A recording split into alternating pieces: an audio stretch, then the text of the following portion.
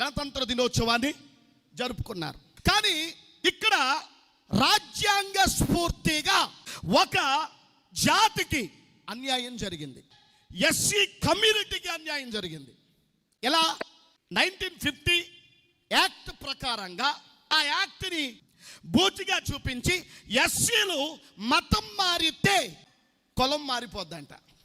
మతానికి కులానికి సంబంధం ఏమైనా ఉందండి? మరి ఇతర వర్గాలకు చెందినటువంటి వారు మతం మారితే కులం ఎందుకు మారదు?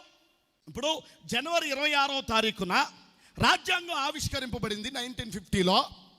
అప్పుడు అన్ని వర్గాల ప్రజలందరికీ సమానమైన మత స్వాతంత్ర్యపు హక్కును డాక్టర్ బాబా సాహెబ్ అంబేద్కర్ గారు ప్రసాదిస్తే ఆ హక్కుకి తూట్లు పొడిచే విధంగా అగ్ర వర్గాలకు చెందినటువంటి వ్యక్తుల యొక్క ఆలోచన 7 నెలల తర్వాత అప్పటి ప్రథమ పౌరుడు చేత డాక్టర్ బాబు రాజేంద్ర ప్రసాద్ రాష్ట్రపతి 1950 ఆగస్టు 10వ తారీఖున ఒక్క కలం పోటుతో యావత్ ఎస్సీ వర్గాలకి అన్యాయం చేసేసాడు.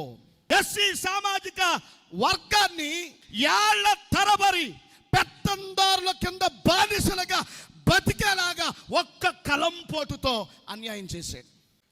అంబేద్కర్ గారు రాజ్యాంగంలో పొందుపరచలేదు. అది మనకు అన్యాయం చేసినాడు డాక్టర్ బాబు రాజేంద్ర ప్రసాద్.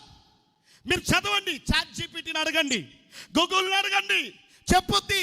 1950 ఆగస్టు 10వ తారీఖున ఎస్సీ సామాజిక వర్గానికి జరిగిన అన్యాయం ఏమిటి అని అడగండి, క్లియర్గా చెప్పుద్ది.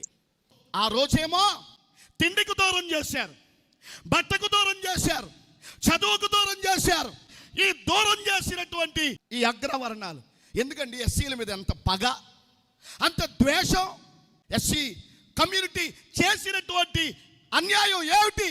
అప్పటి నుండి ఇప్పటికీ కూడా ఎస్సీ కమ్యూనిటీ మీద ఎంత భయంకరమైన వివక్షతో కూడిన దాడి జరుగుతుందో ఒకసారి ఆలోచించాలి.